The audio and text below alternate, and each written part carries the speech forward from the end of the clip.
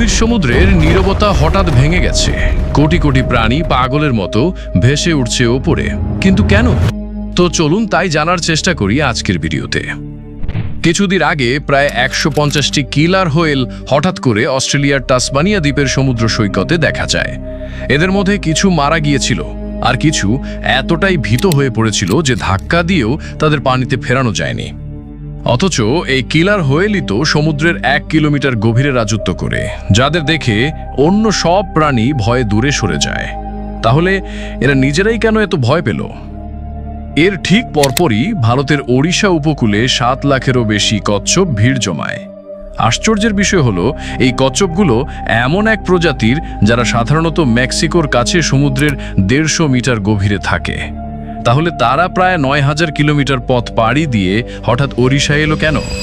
একইভাবে কেরালার উপকূলে হাজার হাজার মাছ উঠে আসে, সেখানেই তারা ছটফট করতে করতে মারা যায়, কিন্তু সমুদ্রে আর ফিরে যায় না। মেক্সিকোর সৈকতে আবার এক অদ্ভুত প্রাণী ধরা পড়ে। প্রায় 6 মিটার লম্বা সেই মাছের শরীর ছিল রাবারের মতো, আর তার চামড়া ঝকঝকে করছিল।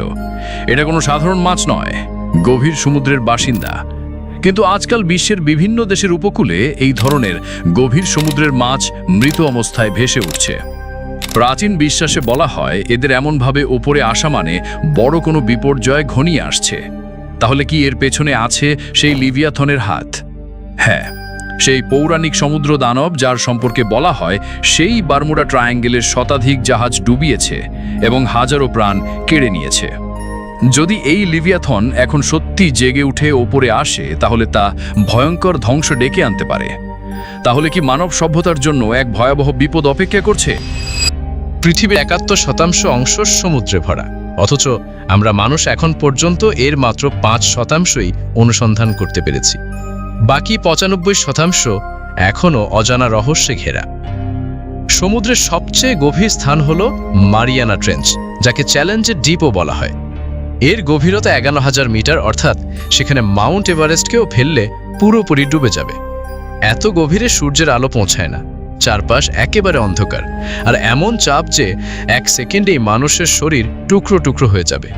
এই ভয়ঙ্কর পরিবেশে বাস করে বিস্ময়কর সব প্রাণী, যেমন গভীর সমুদ্রের অ্যাংলার ফিশ। মাথার সামনে ছোট্ট এক ঝলমলে আলো থাকে, যেটা দেখে শিকার তার দিকে ছুটে আসে, আর সঙ্গে সঙ্গেই সে শিকারকে গিলে ফেলে। একে গভীর সমুদ্রের সবচেয়ে ভয়ঙ্কর শিকারী বলা হয়।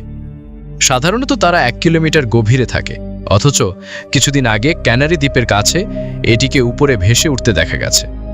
সম্প্রতি রাশিয়ার এক জেলের হাতে ধরা পড়া এক অদ্ভুত মাছ, যার শরীর দেখতে মানুষের মস্তিষ্কের মতো। ভিডিও ছড়িয়ে পড়তে অনেকে একে এলিয়েন ভেবেছিল। পরে জানা যায় এটা আসলে স্মুথ লাম্পফিশ। কিন্তু প্রাচীন বিশ্বাসের সবচেয়ে ভয়ঙ্কর হল ওয়ারফিশের ওপরে ওঠা।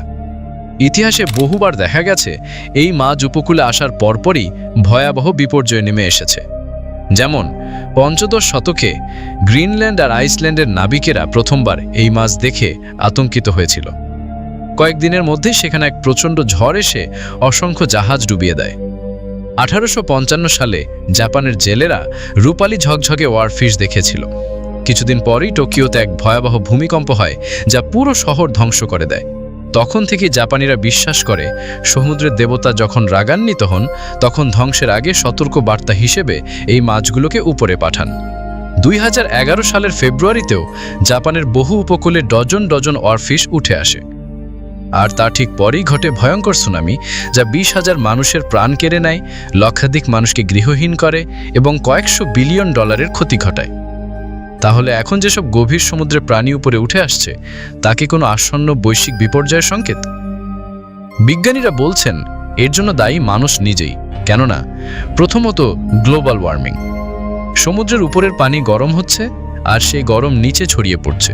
ফলে গভীর সমুদ্রে অক্সিজেন কমে যাচ্ছে, প্রাণীরা শ্বাস নিতে পারছে না, তাই তারা উপরে উঠে আসছে। দ্বিতীয়ত প্লাস্টিক দূষণ। প্রতি বছর প্রায় 12 মিলিয়ন টন প্লাস্টিক সমুদ্রে ফেলা হচ্ছে। প্রাণীরা সেই প্লাস্টিক খেয়ে মারা যাচ্ছে। তৃতীয়ত গভীর সমুদ্রের খনন। তেল, গ্যাস আর কয়লার জন্য সমুদ্রের নিচে ক্রমাগত খনন চলছে। এতে পানির ভারসাম্য নষ্ট হচ্ছে, পরিবেশ দূষিত হচ্ছে, আর প্রাণীরা বাধ্য হচ্ছে উপরে আসতে। এছাড়া গভীর সমুদ্রের নিচে টেকটনিক প্লেটের নড়াচড়া হলে প্রাণীরা ভয়ে উপরে চলে আসে। বহুবার ওয়ারফিশের ভেসে ওঠার পরপরই ভূমিকম্প বা সুনামির মতো ঘটনা ঘটেছে।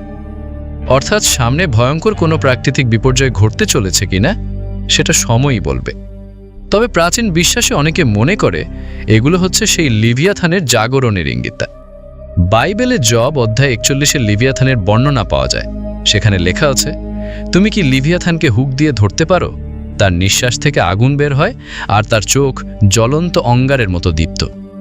ঈশাইয় 27-এও আলা আছে যে একদিন প্রভু তার শক্তিশালী তরবারি দিয়ে সেই কুণ্ডলী পাকানো সমুদ্র দানবকে ধ্বংস করবেন। কিন্তু যদি এই পৌরাণিক দানব সত্যি থাকে আর গ্লোবাল ওয়ার্মিং তাকে জাগিয়ে তোলে, তাহলে কি আমরা তার মোকাবেলার জন্য প্রস্তুত? তাহলে কি মানুষ নিজেরাই নিজেদের ধ্বংসের কারণ হবে, নাকি এখনো সময় আছে বিপর্যয় ঠেকানোর? তো আপনি কি মনে করেন? কমেন্টে আপনার মতামত জানাতে ভুলবেন না। যদি ভিডিওটি ভালো লেগে থাকে তবে লাইক, শেয়ার করুন এবং এমনই আকর্ষণীয় ডকুমেন্টারির জন্য আমাদের চ্যানেলটি সাবস্ক্রাইব করে নোটিফিকেশন বেল অন করে দিন। দেখা যাচ্ছে পরবর্তী কোনো ভিডিওতে। ততদিন পর্যন্ত আল্লাহ হাফেজ।